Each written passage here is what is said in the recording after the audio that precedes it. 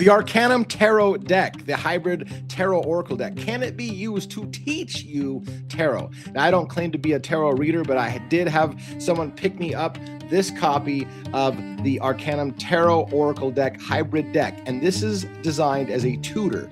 Can you learn tarot using a deck like this, and what do I think about it? Let me give you my honest review and a personal spread that I made just for me on this deck, a very specific spread, and I'll talk to you about how I come up with the idea of the spread, how it works, how I think intuition works, and how you can use this deck to teach yourself tarot and intuitive reading.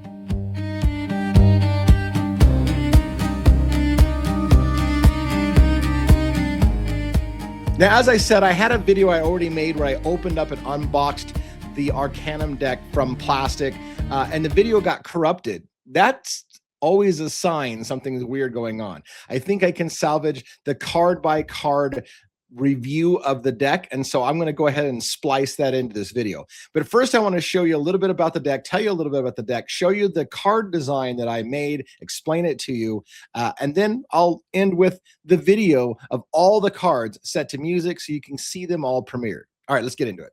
All right, now I've gone a little darker so I can do this part so you can see this in a good contrast. This box, by the way, is a solid box, and it's got a very unusual way of opening it. I thought there's this box inside a box, and I thought you just got to push it out to slide it out of this sleeve. It actually has a side hinge right here.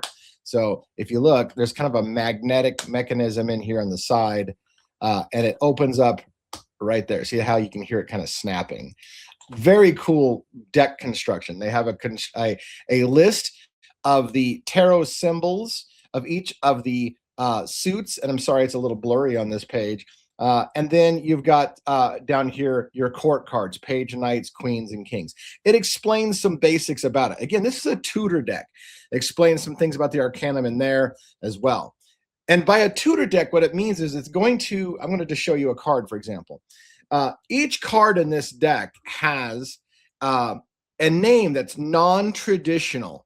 So dependence and creation, and by the way, this card is designed for reversals. So that means the back of the card has no way to tell whether it's upside down or right side up. No matter how you turn this card, you can't tell if the other side is upside down or right side up.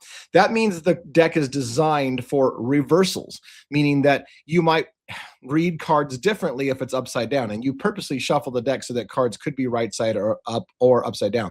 Now, I traditionally don't like reversals, but I do want to learn tarot more. So I decided I'm going to go ahead and use reversals. And I got a journal that I'm going to keep with this deck so that you can see every single day as I do 6 card readings every day. I normally do 3 card readings with an Oracle deck. And I have already done one on the Path of Shadows for 21 days, three card readings every single day. Amazing story if you like that. It's for members only content because I don't think the public wants to see every single day. But if you want to read the amazing story and follow through, check out my members only content for $2. But anyways, I'm going to do the same thing with this deck, and it's going to be 6 cards a day. Why 6 cards? Because I feel like this is a 78 card deck. The other deck I was working with was a 55. So this is traditional tarot. Traditional tarot is 78 cards. There's a lot more cards. There's 20 something more cards in this than there was in the last deck I was using. So I'm like, well, I want to see more cards over 21 days. So I'm going to do a little larger spread. Now, I won't always do that with a tarot deck. I will do 3 card spreads with a tarot deck in the future, but this is a training tool. The idea is that I don't know tarot all that well, so I want to use this deck to learn tarot. Now, I could go through and memorize. I could spend 1 card a day, and that would be a great way to learn tarot. 1 card a day. Let me show you another thing real quick. I know I'm all over the place, but I'm trying to explain how this deck works. See up here, it says the Emperor. That's the traditional name of the tarot card. And this image here is a traditional image of the Empress. Sorry, not Emperor, the Empress. I was like, well, this is a female, not the Emperor. The Empress. And this is a traditional Rider-Waite deck. So it's borrowing imagery that is very much traditional. That's probably the most traditional you can get as far. And look, some of the decks that anyways, I don't want to bug you, but basically the posing of the body and the arrangement of the items in the picture will be the same when you're using a traditional Rider-Waite deck. And the Empress would be the card that you would see if you were reading the Rider-Waite deck. I've got one in the other room. I could show it to you, but I won't bother you. So the point being is that little word right there is the traditional. Creation and dependence is for whether or not it's right side up. You think of it as creation. If it's inversed, meaning the card came up and it was upside down like this, so the woman's head's at the bottom, you would read it as dependence, and then you'd read it this way. So this would be the Empress reversed. So that's how you think about these cards. It is the Empress card. It's the Empress reversed, and you should be thinking dependence and these things. Also, if you look over here on the right-hand side, it says reversed meanings, and it talks about some words here as well that'll help you get ideas of what the meaning, traditional meaning of this card is. Now, I'm an intuitive reader, so I spend a lot of time, like, if I'm asking about a woman and then this woman card comes up and the woman's upside down, I might intuitively say, okay, well, we're asking about a woman, so here she is. This makes me feel like that's the woman we're talking about. Or maybe I might get an intuitive feeling that it's her mother or something like that. Whatever the case may be, there's part of it that's just what's the question and what is the card telling you? What do you feel about it? So if I'm asking about a woman and a woman pops up, I might say, well, maybe this is the woman we're talking about. But that's not really in the traditional meaning. The meaning doesn't know what the question is. So then you're like, well, is this woman dependent on something? Is she? And so you start kind of combining the traditional meaning of the card with the intuitive. Is this the person that we're talking about? And does it have to do with dependence? When support turns into overprotection, it can hinder natural growth and self-reliance. And again, then if you look at the more words, barren, smothering. So, is it an overbearing mother type, whatever? That's the kind of feeling you would get from this card if you're starting to read both intuitively. It's the woman we're talking about, and it's the Empress card inversed. And here's traditional kind of ways to kind of think about it. So very, very cool training tool, and I do recommend it. Now I'm going to show you a spread that I did. So here's the thing. This is my deck. I've got it all kind of shuffled up, and some are inverse and some are right side up, and it looks like a lot of these are upside. All the ones I'm showing you so far randomly are all upside down. There's one right side up. Gee whiz! Like how often do most of these cards seem like they're upside down at the moment? But anyways, I shuffle these cards up, and I'll show you the way I shuffle as well if you're curious about that. Normally, what I do is I do a combination. So I do a combination of this. So I want to protect the cards myself. So I just kind of let them fall into each other rather than doing a traditional bridge shuffle like cards where it really wears. The cards sliding on each other during a bridge or bending them will wear out your cards over time, and they'll start to lose their luster. So I try to do it as least amount of shuffling of really hard stuff on them. I also, because it's an inverse deck, I'll flip over some cards like this, and I'll just take random parts where I'll flip some cards over, and then I'll keep working it. So that's how I work a deck like this. But again, the question is becoming, is this a good deck for teaching? I think it will be, and I'm going to show you my journal as I do that. So what I'm going to do is I'm going to show you a layout that I created. I'll put that on screen. All right, so this is a layout that I created, and I'll just kind of walk you through it. And I can't really use my mouse on this particular view. So I put some stickies, some little flag stickies on here to kind of show you what I intuitively came up with. So at the heart of this spread that I created, and by the way, in tarot, there are traditional spreads that a lot of people use. The 3-card spread is a very traditional spread that a lot of people use. The middle card represents the current condition that you're asking about. The past card off to the left that says past, in a 3-card spread, if just ignore all the other cards, would be what informs the current thing. So what happened in the past that informs our current condition. And then if after we do a reading and determine what we're going to talk about or think about, then the future card would be, here's the future result if we take this thought further. That's how to do a traditional 3-card read. There's the present, here's the problem, and here's what it looks like. So you asked a question, we look at the present, here's what I'm getting. The past card gives us some information about how we got to this point. And then if we take the advice of the cards, especially if you get a clear understanding and feeling from the cards, then the future card represents what's going to happen in the future. Now, I have added 3 cards to this spread, and I designed this. And again, in tarot, designing your own spread is largely, very, very largely encouraged in the community. In other words, if you feel like, well, you just made that shut up, I want to learn traditional tarot. Traditional tarot readers, from my understanding, expect you to adapt the system to your own needs. And so there are some recommended spreads that they're like, hey, this is a great way to learn the 3-card spread. Great way to learn. And that is a great way to learn a 3-card spread because it's only 3 cards at a time. You can focus on it. But I've decided I want to see, so I'm doing 21 days with this deck, and I've decided I want to see more cards in my 21 days than a 3-card spread. So I added and I created my own spread, as above, so below. I just call it my as above spread. So you got your 3 cards at the base. That's going to stay the same. So I'll ask a question and I'll do the past, present, and future. But then I'm going to have a card above and below for as above, so below. And this is an occult theory. It's an esoteric concept that what happens in the heavens above is reflected in what happens down here on earth. And then there's a clarifier card I added for a 6th card. And so the arrows that I'm putting on tell you, and so when I design a spread, I set an intention. I set the intention that this is how this spread works. It's always going to be laid out this way, and here's how the cards work.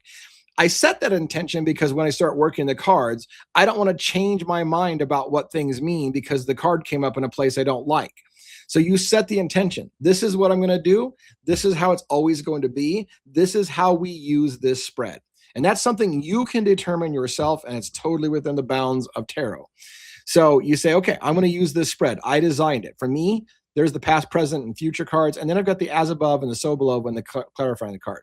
Now, I put arrows on these to show you what the regular orientation of the card should be. So the cards are always facing upright for the past, present, and future. I'll explain what I mean by this.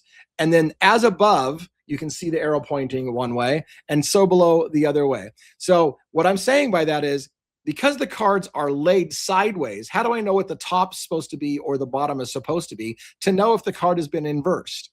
So the arrow points to where I want the top to be. But that doesn't mean that when I flip the card over that the card's not, in fact, going to be somewhere else. So it could be actually inversed. So those arrows point to where I expect the card's top to be, but that doesn't mean that's going to show up there. And then the clarifying card is off to a little angle, letting me know that after I worked all 5 of these cards, and the 3-card spread, primary. Then we think about the as above, what's going on behind the scenes up above that might be impacting this situation. And then the so below, how do the things that happened up above reflect down here on the material plane, the material world? And that's how I would think about that as I'm trying to get a meaning out of this card. And then last but not least, after all is done, I flip over a clarifying card. How can this be clarified any further? And that's the clarifying card. So that's how I've decided to work with this deck.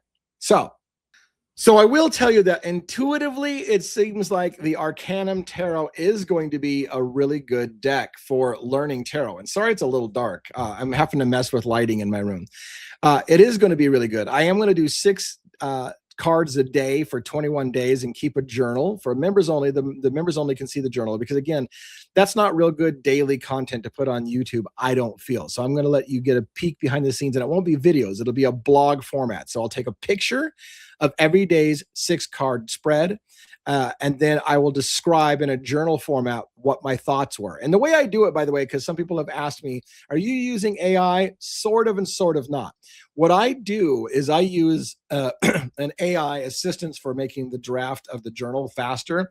I record my thoughts. So what I do is I lay out the 6-card spread. I think about it for a while. When I think I've got the meaning, then I turn on a recorder on the on my phone and I walk it through. This is what I've got.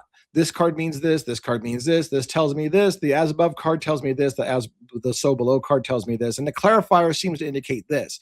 Now make me a journal entry and format it the way I like. And then it'll put the question up top. It'll put the cards in the spread and a thing for me instantaneous on the fly. And then it'll summarize my thoughts. So they are indeed my thoughts coming out. Every once in a blue moon, AI will add a thought into my reading that I gave them verbally that I didn't say. And sometimes it is spot on to what I was thinking, but I didn't say it. That I feel is part of the creative process. Like, yes, that is what I was thinking. Or sometimes I'm like, no, that's not really what I was thinking. And I'll delete that line or I'll clarify the line and say that wasn't really what I was thinking. So it is a combination. So some people have noted that they feel like, oh, well, are you using AI? Not, I'm not using AI. It is my read, it's my spread, it's my interpretation, it's my dictation. And then I use an AI assistant to lay it out very quickly. Here's the question, here's the cards, and here's your summary of what your notes were that you did in dictation. And then I edit that if I need be. So there you go. Now let's end this video today with a walkthrough of every picture in this card. And if I do it right, maybe at the end, you'll also see me separate my favorite card in the deck, my next favorite card in the deck, or what I call my curious second runner-up card, and then my least favorite card in the deck. I did do that in the original. Again, the file got corrupted, so whether it makes it into this, I don't know. But you should see a walkthrough of all the cards set to music with maybe 3 cards at the end. That'll be the one on the far left will be my favorite card in the deck, my next favorite card in the deck, and then my least favorite in the last position on the right. Have a great day, and I hope that you will work with the Arcanum and sign up for my journal and watch me work with it and learn tarot. If you have an interest in learning tarot, I think this deck would be an excellent candidate for traditional tarot learning, as well as a book if you want to get that much into it.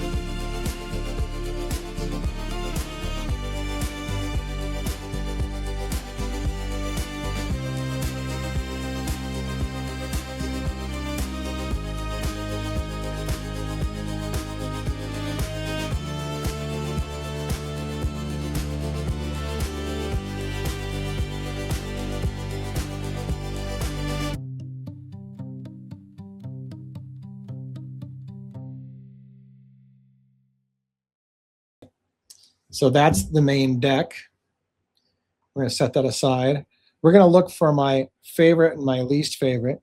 Let's work with my least favorite first. Illusion.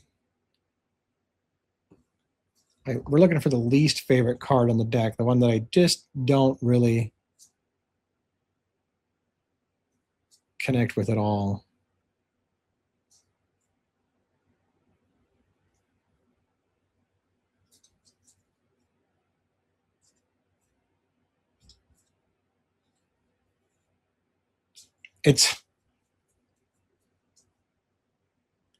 It's definitely one of those three. I think I hate that. I think I hate that one the most. Not hate. I would say the Six of Swords does not do anything for me at all. I would say for me, that's the weakest card in the deck for me. When I look at that, I just go, that's the weakest. We're going to pick from this stack the strongest card in the deck and the most curious card. That definitely is a contender for the most curious, or I'm going to put that one aside. I'm going to put that one aside. That one's definitely my favorite in the deck. I will tell you that. It's just it's too obvious for me. And now we're still looking for that more curious card. Put that aside. Put that aside. Put that aside.